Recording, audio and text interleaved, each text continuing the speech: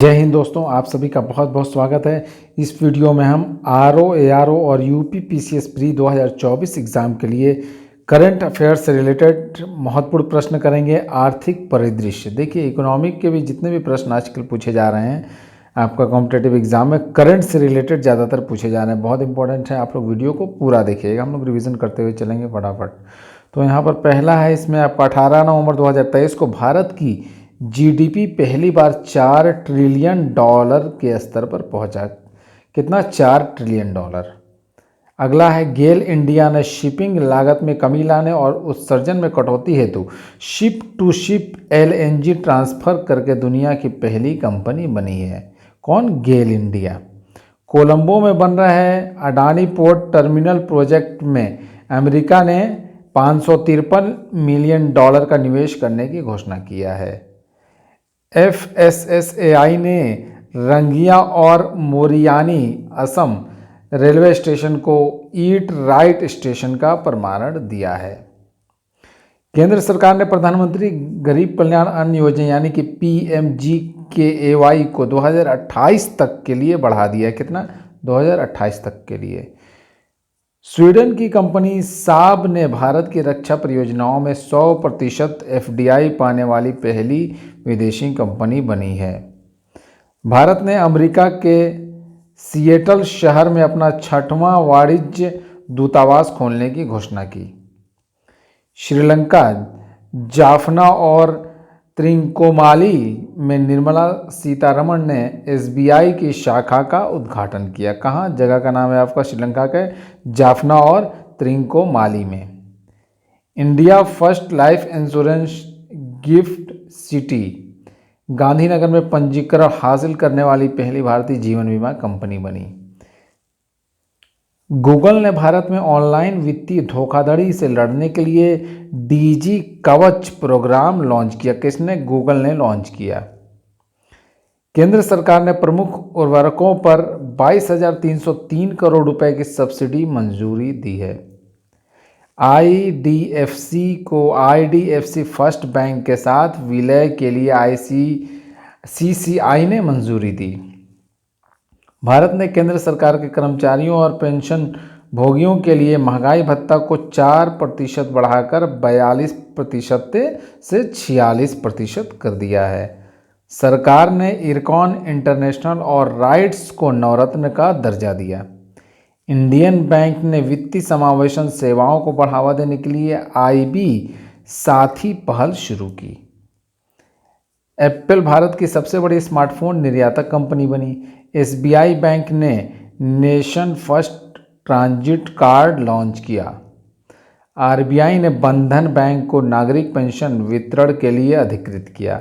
देश का विदेशी मुद्रा भंडार बढ़कर $609.02 अरब पहुंचा।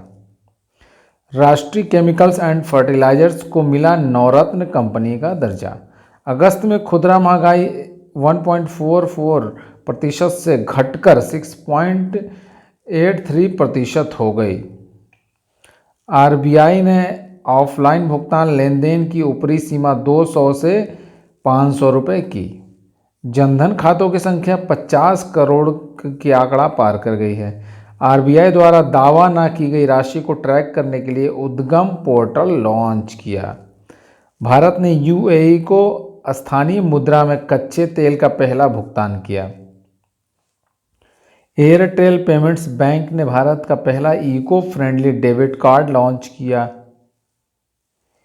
AU small finance bank 24x7 video banking सेवा प्रदान करने वाला भारत का पहला बैंक बन गया है। HDFC बैंक विश्व का चौथा सबसे मूल्यवान बैंक बना।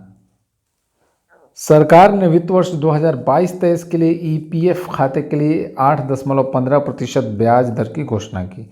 भारत में पिछले 5 सालों में 13.5 करोड़ लोग गरीबी से बाहर हुए। रेजरपे ने मलेशिया में पहला अंतर्राष्ट्रीय भुगतान गेटवे लॉन्च किया। ONGC बना रिश्वत विरोधी प्रबंधन प्रणाली सर्टिफिकेट प्राप्त करने वाला भारत का पहला PSU यानी कि public service unit.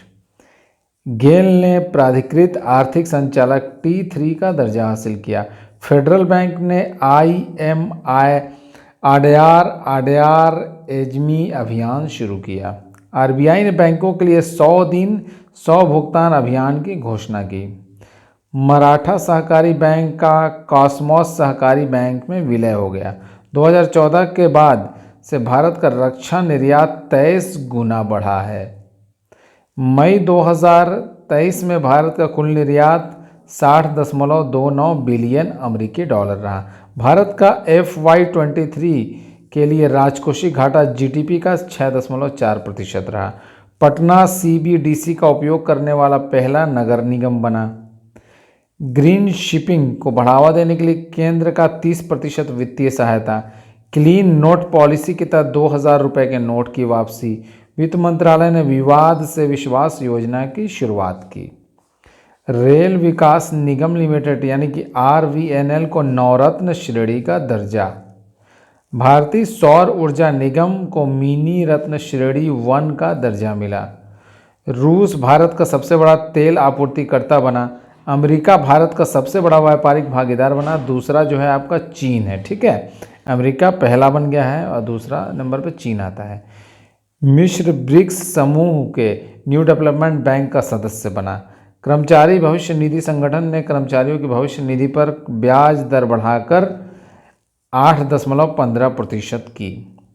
ICICI Lombard ने देश की पहली कहीं भी कैशलेस सुविधा पेश की। केंद्र सरकार ने कर्मचारियों के महंगाई भत्ते में 4% की वृद्धि की। IREDA को RBI ने इंफ्रास्ट्रक्चर फाइनेंस कंपनी का दर्जा मिला।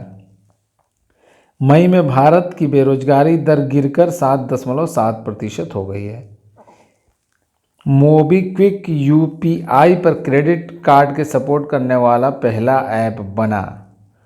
अब देखते हैं हम लोग वित्तीय एजेंसी द्वारा भारत की GDP वृद्धि दर का अनुमान। संस्था एक तरफ 2022-23 का और 2023-24 में क्या अनुमान कितना प्रतिशत लगाया गया है। ये संस्था है मूडीज रेटिंग एजेंसी ने 2022-23 के लिए आपका GDP वृद्धि दर का अनुमान 8.8% लगाया। वहीं 2023-24 के लिए 6.7%। क्रिसिल एजेंसी आपका 7% का अनुमान लगाया 2022-23 के लिए और 2023-24 के लिए 6% का।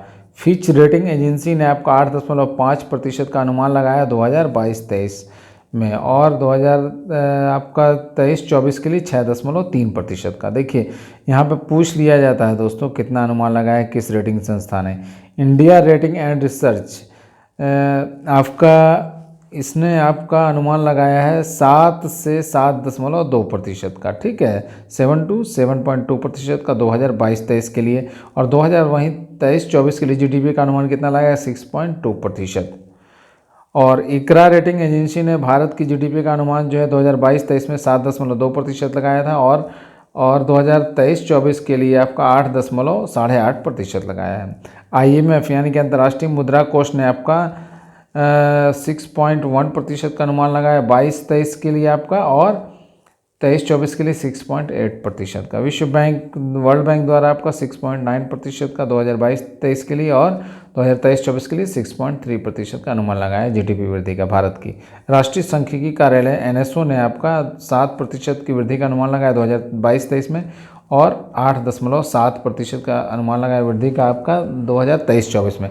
संयुक्त राष्ट्र ने आपका 5.8% वृद्धि का अनुमान लगाया 2022-23 में और 6.7% का अनुमान लगाया 2023-24 के लिए। तो दोस्तों ये बहुत इंपॉर्टेंट है, इसको अच्छे से आप लोग ध्यान से देख लीजिएगा। तो वीडियो को अधिक से अधिक शेयर करें। मिलते हैं अगली वीडियो में, तब तक के लिए जय हिंद।